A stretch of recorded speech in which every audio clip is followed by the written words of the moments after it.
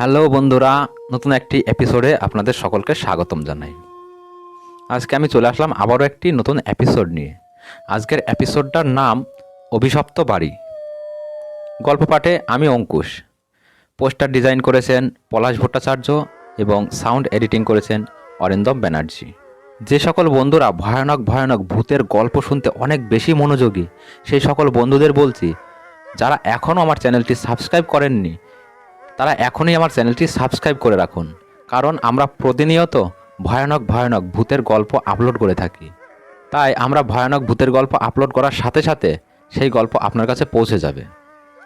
অভিশপ্ত বাড়ি, আজকের এই এপিসোডটা চলুন মনোযোগ সহকারে শুনি। আজকের গল্পের কেন্দ্রে রয়েছে এক অভিশপ্ত বাড়ি। অভিশপ্ত এই ভুতুড়ে বাড়িটি বহু পুরাতন। এই ভুতুড়ে বাড়িকে কেন্দ্র করে ঘটে যাওয়া আমাদের গ্রামেরই একটি ঘটনা আজকে তুলে ধরেছি। রাত তখন প্রায় 1:30 বাজে, অমাবস্যার রাত। কিন্তু বাবা এখনও বাড়ি ফেরেননি। বাবা গেছে ব্যবসার এক কাজে পাশের শহরে। বাবা রাস্তায় থাকলেও আমাদের কিছুতেই ঘুম আসে না। তাই মেন গেটটা খোলা রেখে আমি আর আমার মা আঙ্গিনায় বসে গল্প করতে লাগলাম। বেকার বেকার বিদ্যুতের মিটারের কাটা বেড়ে যাবে বলে একটা মোমবাতি জ্বালিয়ে দিলাম বারান্দায়। একটু পর দৌড়াতে দৌড়াতে রানা আমাদের বাড়িতে এসে ঢুকলো। হাঁপাতে হাঁপাতে বলতে লাগলো, জেঠিমা, আমার দিদি না কেমন করছে, তুমি একটু চলো না, আমার খুব খুব খুব ভয় লাগছে মা। রানাকে ভয় মিশ্রিত মুখ দেখে বুঝলাম কিছু একটা হয়েছে। আর কেন প্রশ্ন না করে মা আর আমি দৌড়ে গেলাম রানার সাথে। গিয়ে দেখি রানার দিদি দেবী মাটিতে গড়াগড়ি খাচ্ছে আর মুখ দিয়ে অদ্ভুত অদ্ভুত সব শব্দ বের করছে। দেবীর মুখ দিয়ে লালা ঝরছে। আমি সেখানে দাঁড়িয়ে না থেকে তাড়াতাড়ি ছুটলাম ডাক্তারের কাছে। যখন আমি ডাক্তারকে সঙ্গে করে নিয়ে আসি, তখন এই মাঝরাতেও দেবীর বাড়ির সামনে গ্রামের মানুষ সব জটলা বেঁধে আছে। যতক্ষণে আমি ডাক্তার নিয়ে এসেছি ততক্ষণে সব শান্ত হয়ে গেছে। আজ থেকে 15 বছর আগে ঘটে যাওয়া এই ঘটনাটা আজ খুব মনে পড়ছে। আমাদের গ্রামে রানা এবং দেবী নামে 2 ভাই বোন একসাথে থাকতো এক জীর্ণ কুঠিরে। রানাকে জন্ম দেওয়ার পর রানার মা পৃথিবীর মায়া ত্যাগ করে চলে যান। অন্যদিকে রানার মায়ের শ্রাদ্ধ ঘুরতে না ঘুরতেই বাবা নিয়ে এলেন আর এক মহিলাকে। রানার কাছে সেই মহিলা সৎমা। সৎমাকে নিয়ে বাবা উদাও হয়ে গেলেন আর ভিটে মাটিতে ফেলে গেলেন তার 2 সন্তান রানা ও দেবীকে। দেবী রানার থেকে 3 বছরের বড়। প্রতিদিন 2 ভাই বোন মিলে পাড়ার জঙ্গলে জঙ্গলে ঘুরে ঘুরে শাক পাতা, ঢেঁকির শাক, কচুর গাছ কাটে। আর পরের দিন ভোরে ঘুম থেকে উঠে দেবী আগের দিনের শাক পাতা নিয়ে হেঁটে হেঁটে চলে যায় শহরে। সেখানে শাক পাতা বিক্রি করে যা পায় তাই দিয়ে মোটা চাল, হলুদ, সবজি ইত্যাদি কিনে আনে। আর দুপুরে 2 ভাই বোন মিলে সেই মোটা চালের ভাত পেট ভরিয়ে খেয়ে আবার পরের দিনের জন্য শাক পাতা জোগাড় করতে যায়। এইরকমই একদিন অমাবস্যার বিকেলের গুমটে গরমে গোটা পাড়া যখন ঘুমের দেশে বিচরণ করতে ব্যস্ত থাকে, তখন 2 ভাই বোন মিলে যায় পাড়ার শেষে যে পরিত্যক্ত বাড়িটা আছে সেখানে। দেওয়াল টপকে দুজনেই ভেতরে ঢুকে যায় আর সেই পরিত্যক্ত বাড়ির বিশাল উদ্যান থেকে তুলে নিয়ে আসে ঝুড়ি ঝুড়ি শাক পাতা। সেই রাতেই বড়ই অদ্ভুতভাবে মারা গিয়েছিল দেবী। বাবার কাছে থেকে জানতে পারি যে ওই বাড়িটা নাকি অভিশপ্ত।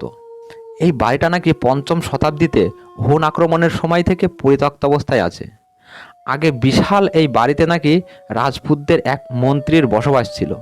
খুব রহস্যজনকভাবে মৃত্যু হয় এই বাড়িতে থাকা পরিবারটির। অমাবস্যার রাত ছিল।